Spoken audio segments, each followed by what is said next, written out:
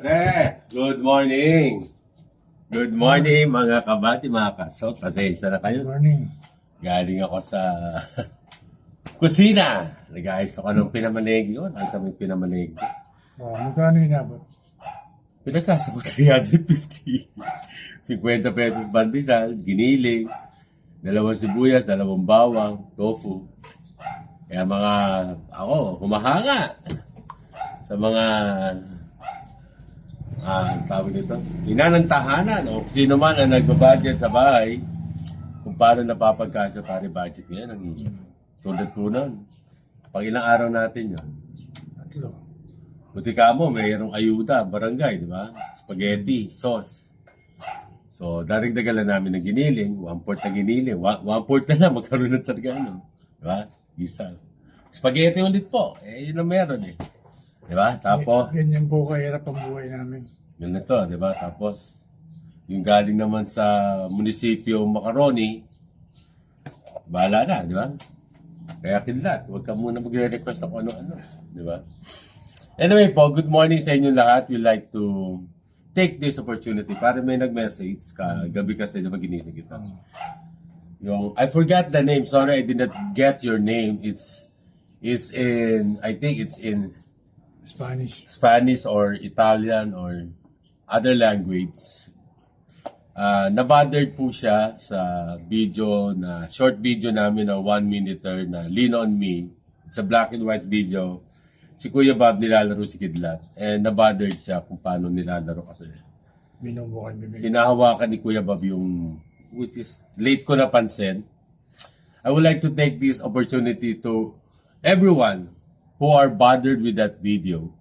It won't happen again. We will be more sensitive in uploading any video na we will go Animals. Many videos with animals. with animals or with person na might be sensitive to others. We will be more careful. And it won't happen again. Rest assured that the animal is not harmed or the dog is not harmed. It's the way Kuya Bob played with him. So, again, apologies if that bothered you. I deleted that video already. It's isolated case. It's an isolated case. So, apologies again. It won't happen again to all our viewers. So, yun, parang nasabi ko na. Siyempre, yung mga foreigner, napaka-sensitive. Sensitive sila tawin yan. It is dapat naman. Parang anak na nila yan. Yung mga foreigner. Parang anak na nila. Parang anak na nila, turing nila yun. Parang yung mga alaga ko sa Amerika, yung nagki-caregiver ako, they're very sensitive. Even, my loud voice, they are bothered with that. Pare kasi, siyempre, I came at that time, talagang sariwa pa ako sa BTV production.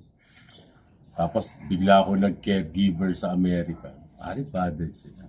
Alam mo, hindi lang na... Intimidated, hindi ba? Kala nila galit ako. Alam mo, hindi lang na bothered pare sa boses. Si Mama Alicia. Yung Latina. Puerto Rican. Puerto Rican. Si Mama Alicia po is may sideline job in America. I think she is from Anaheim yata yung bahay niya. So I live in Orange. Monday to Friday, doon ako nag-work. Tapos Saturday, Sunday, wala akong day off doon. Saturday, Sunday, I work as a one-on-one job as a caregiver kay Mama Alicia. Puerto Rican to, pare. Nag-iisa sa bahay, 86 years old. Si Mama Alicia, napakagandang Puerto Rican. Maliit lang na babae. Everything is okay with her. Her mind is still, active, alert. But the problem is, parang hindi na nakakalakad. Hindi na siya nakakalakad. And, paralyzed. Parang, yun, napaka-soft-spoken. Alam mo, paano niya ako tawagin? Sabi na bawat, Pepe.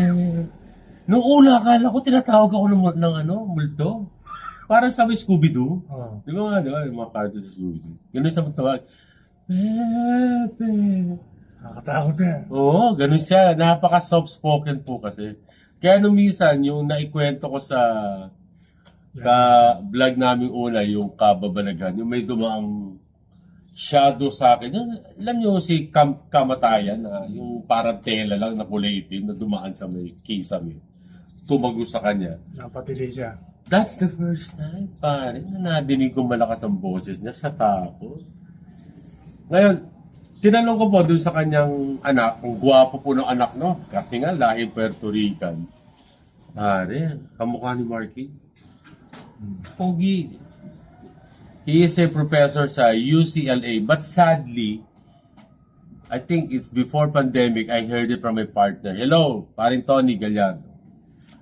Pare namatay na rin. Cancer. Yung anak. Yung anak. Tatlo lang anak na, hindi. Dalawa anak. Yung isa, nasa may Florida at that time. I forgot the name ng kanyang anak na babae. Tinanong ko si Michael na lang para madali. Bakit Pepe tawag sa akin? Yung pala, bakit Pepe? Noong araw, ang sideline ni Mama Alisa sa bahay niya, she runs a parang daycare sa mga kapitbahay na iiwan yung anak doon sa bahay niya. Ang kanyang paborito, siyempre, Pepe. si Pepe. Kaya sabi ng anak sa akin, gusto ka ng mama ko kasi Pepe tawag sa'yo. Diba? Pare ano yun, separated siya sa kanyang asawa. 35 years. Tagal. Tagal, pare. Kasi ang asawa, si Rodrigo, saksakan na gwapo. Anak na yan din. Rocket scientist pa. Pare, sa yung one of the top engineers na nagbaling tumulong sa paggawa ng Saturn V, if you know Saturn V. That's the rocket who sent the man on the moon. Pare, yun.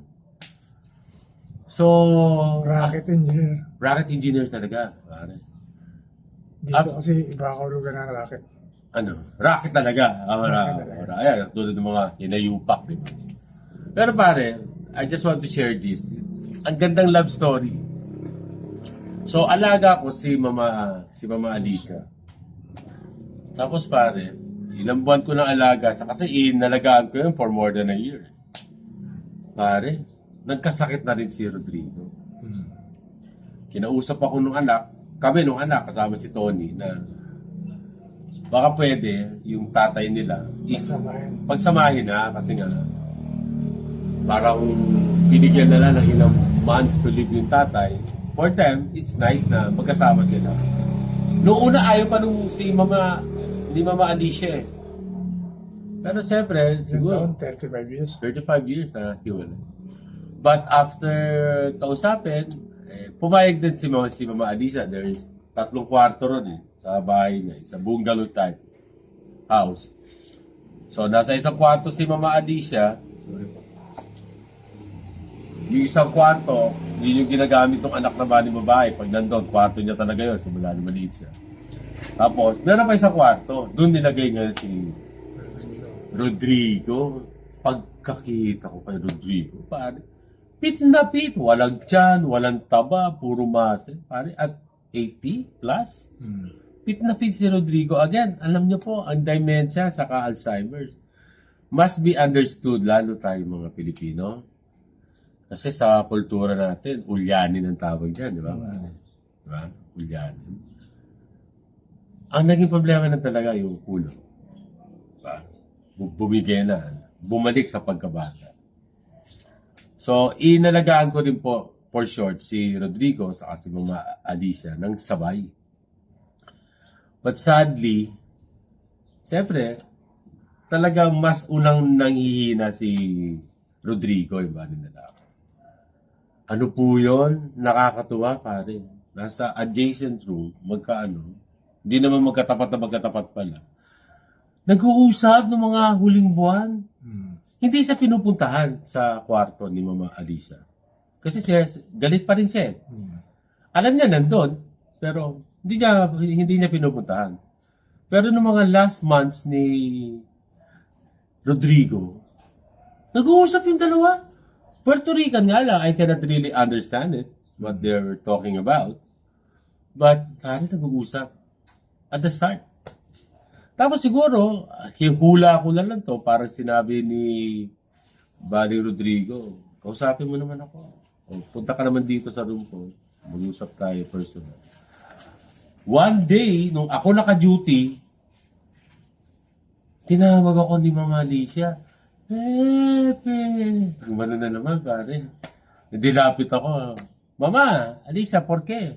¿Qué pasó? Ginaganon ko yan. Eh, yung ¿qué pasó? Di naman yun. Puerto Rican, that's Mexican. Mexican, ba? Ayun yun na naiintindihan niya. Anyway, sumayin niya, punta raw sa kay Rodrigo. Gumano, sabi ng kwarto. Dinala ko. Nag-usap sila. Talagang masinsiran. On the bedside of Rodrigo, nandun ako tinitina ko sila. But, lumalabas ako from time to time. Because I want to give them privacy. But sometimes, I will go inside to check them. It's a short visit, mga 15 minutes na yung visit na yun ni Mama Alicia. Pare nung muli, pagpasok ko, it's a very touching moment. I even tell it to Mark Hill, yung anak. Told them to Mark Hill after. Pare, nagbubulungan, tapos magka-holding hands.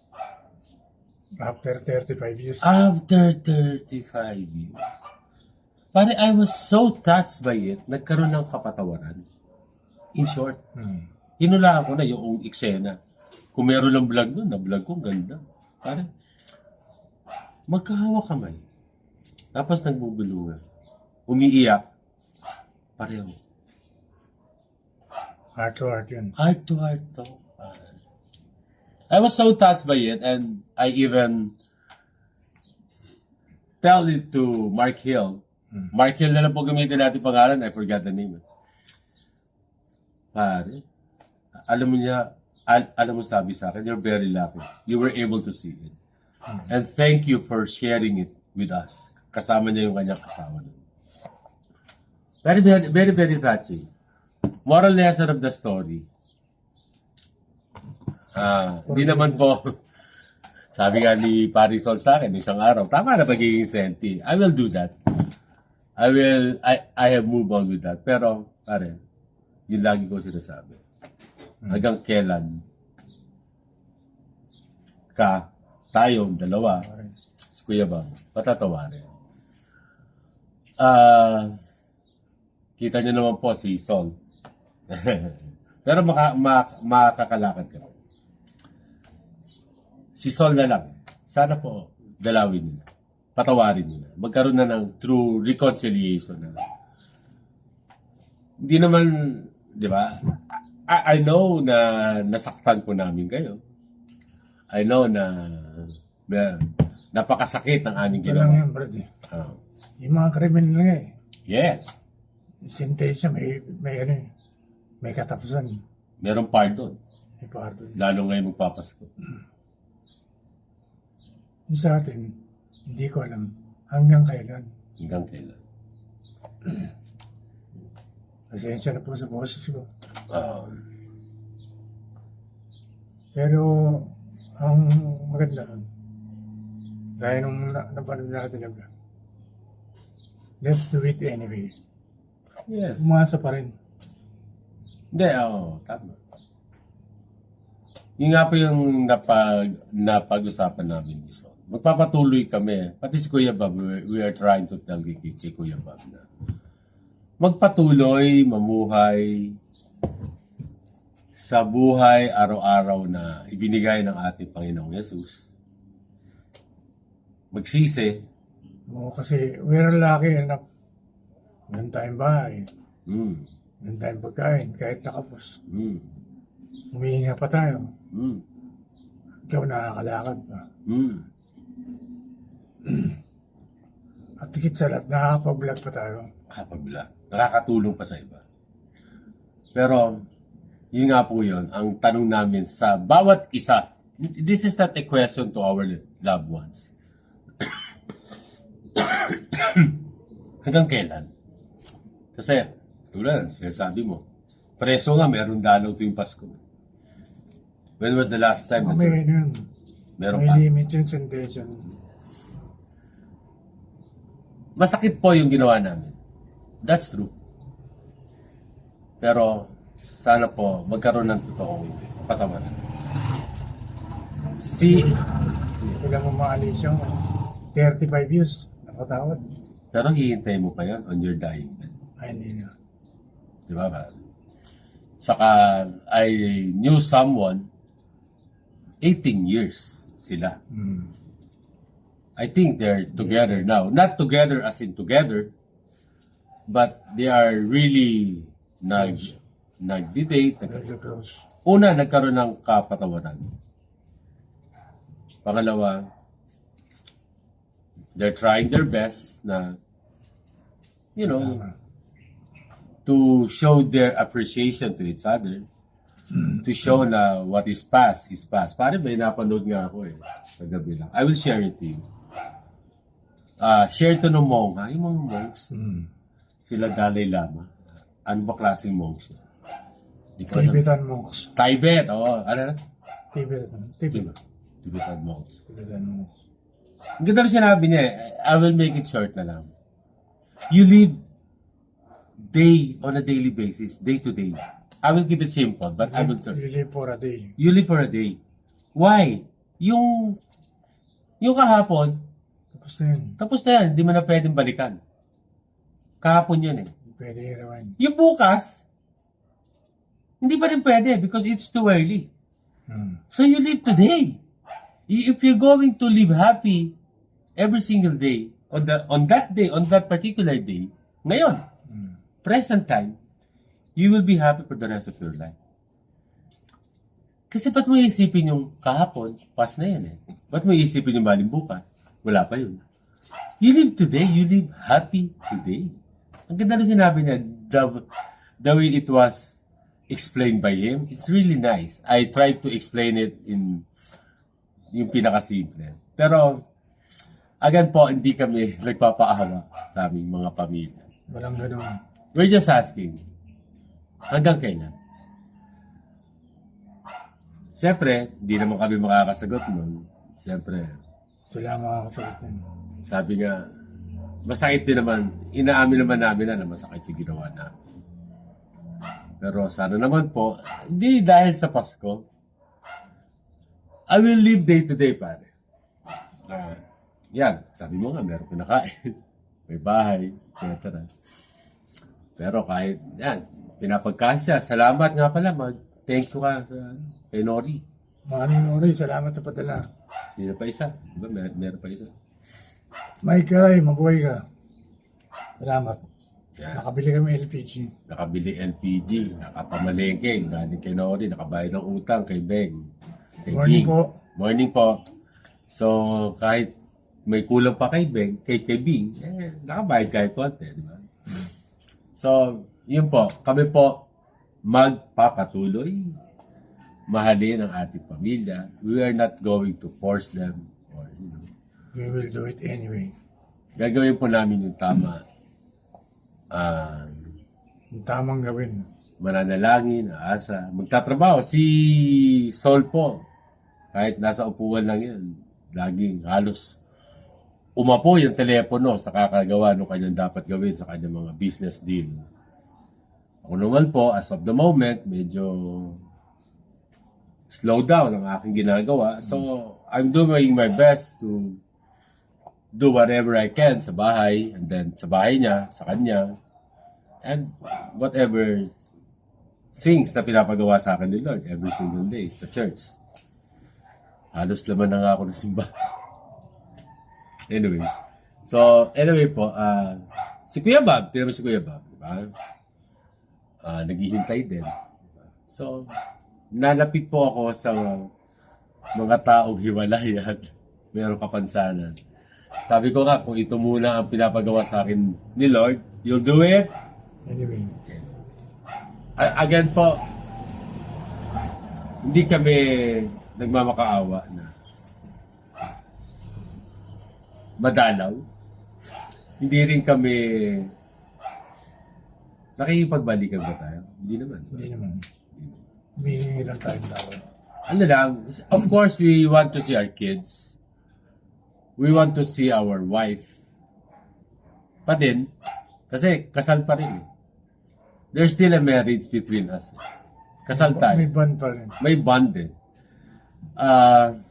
Siyempre, we need to honor that. Ako, hindi ko ginawa kasi nga nagkaroon ako ng isa pero tapos na yun eh. The reason why I left my previous relationship na mali because I realized it's not Yes. a blessed relationship. Mm. Even though I have invested a lot of time And money.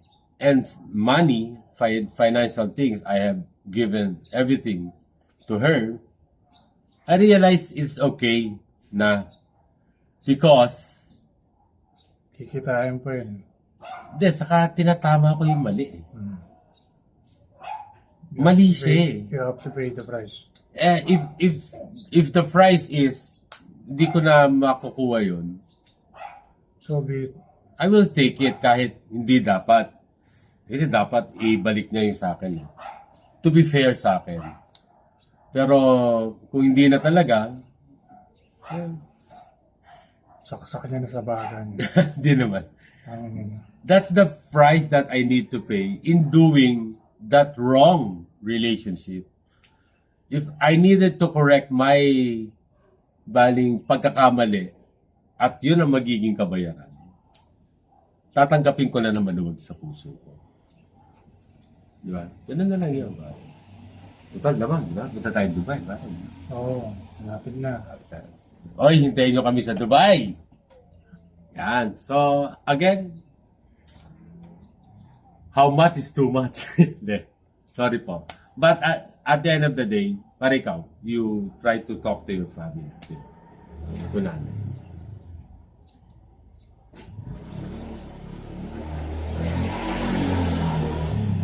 Sa 18 years, napakisama natin. Ginawa ko naman lahat eh. Nag-OFW ako. Nagpaalipin ako sa security agency. Para lang ma-meet yung pangailangan. Yes, marami yung kalokohan. Marami as in marami yung pagsisinungaling. Isa pa, yung pananakit na hindi ko naman talaga sinasabi. One time kasi man nasaktan ko. This is wrong. Hindi ko alam kung mapatawad siya pa ako. Pero sa mga anak ko, alam niyo yun. Ako nagluluto. Ako nagpe-prepare. Pagpapasok sa school. Yung isang lalaki ko, ina-update ko pa sa school yun, nakabike. Yung sa sakay ng commute. Talaga. Siguro naman, yung mga anak ko, alam niyo yung sakripisyo. Hindi naman ako alis ng ano eh. May kinikita ako rito na sapat. Pero dahil hindi sapat, nag-abroad ako. Ilang taon din yun, hindi ko na mabilang. Sa Libya, sa Japan, muli sa Saudi. Dahil ginawa ko yung role ko sa abot ng mga kaya ko. Sorry po. Nagiging-emotional ako.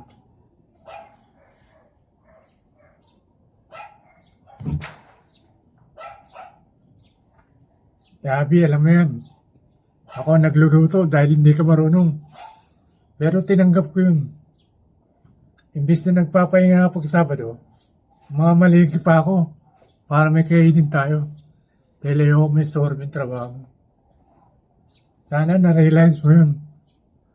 Sana ma-realize mo. Hindi ako nanunumbat. Pero ang sa akin, ginawa ko yung role ko bilang ama. May time pa nga man. Galing kami sa Quezon City. Pitpit ko yung dalawang anak ko. Nag-commute kami kasi kailangan makauwi.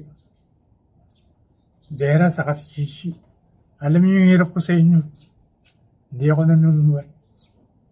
Pero sana ma-realize nyo. Tao lang ako, nagkakamali rin. Natanda ako namang pag-uwin lahat ng pagkakamali ko. Yun lang po. Salamat po. Anyway po. Ayos lang man. Sabi nga, we'll do it. Anyway. Kami po, ako. Kung sa pagtanggap, sabi nga, hindi lang naman siya ang nag-adjust sa relationship. Ako din naman. Hindi lang naman siya ang maraming sinacrifice. Ako din naman. Hindi to panahon ng bilangan. Sabi ko nga, kapatawaran. Yung totoong kapatawaran. Na kapatawaran na merong ang tawag doon? Merong kondisyon. Kapatawaran na hanggang dito lang. Anyway, okay na yun. Sabi ko nga, communication pare malaking bagay. Sabi ko nga, if ang laging sagot sa'yo, okay lang. Kung ang laging sagot Pero sa'yo, hindi talaga okay. wala naman. Ang hirap. You must be really talking to each other. But open. Dapat open. And tulad yung sinasabi ni Son, we have all our sacrifices at nagkakamali. At ganun din siya. Ganun din yung mga partners natin. Meron din pagkukulang na tinanggap natin. Ang hirap eh. Ang hirap ipaliwanag eh. Kasi anyway, magpapatuloy na lang kami na sa panibagong buhay namin. Kung dumating ang panahon na magkita muli at makapag-usap ng mas maayos, di mas maganda. Diba? So, yun na lang yan. Hanggang doon na lang, diba? Hanggang doon na lang yung message na to. Sorry po, dito na punta yung usapan. Supposedly, I told Sol na 15 minutes na lang ang bawat vlog namin kasi yung iba daw, nagre-reklamo, sabi ni Richard. Must be shorter kasi po wala pa akong pang-edit, hindi ko pa ma-edit. So, pasensya na, medyo humaba at napunta sa ganitong usapan. Ang plano lang talaga si Mama Alicia. Inspired by Mama Alicia. Dahil na-inspired si Sol na i-share yung nasa loobin niya dahil naikwento ko after 35 years nagkaroon ng kapatawaran. Pero kung mangyayari sa atin na after 35 years din, bago ka talaga totoong patawarin ng at least so be it. Ganun talaga. Diba? Hindi na, that's one thing. Yan, pare, sabi ni Father Willie kagabi. God never forced us to love us. Yan. Let us end with this. Never tayong pinuwersa ng ating Panginoon na mahalin siya. Hinahayaan ka niya. So, at the end, on a mas magandang ending, kung yung Diyos nga naghihintay sa atin na mahalin natin siya. Ganun din tayo dapat. If we love someone, pare motto ko to nung high school. If you love someone, you set it free. If it's yours, it will come back. If not, it will never be. Napagbaling-usapan yung rocket booster. Sometimes in life, God will bring you to a better or higher place. Like a balik spacecraft. Pag lumipad dyan, pare, napakabilis. Pero may naiiwan, di ba? Itinatapon yung rocket booster. Noon, ngayon, bumabalik na eh. But regardless, may maiiwan. Whether sayang, noon sayang, ngayon hindi na. Dahil sa may SpaceX, nakakalanding na yung balik booster, di ba? Pero, magpapatuloy lumipad yung yung may laman ng tao, di ba? So ikaw, parang ikaw daw yun. Sa buhay, sometimes God will bring you to a better place Pero may iwan. Pero may kailangan kang iwanan. May kailangan kang kalimutan. Hindi namin sinasabi yung aming pamilya. But, ganun talaga. Kung minsan, may hindi makakasabay sa'yo. Sa success mo. O dun sa lugar kung saan ka dadalhin ni Lord.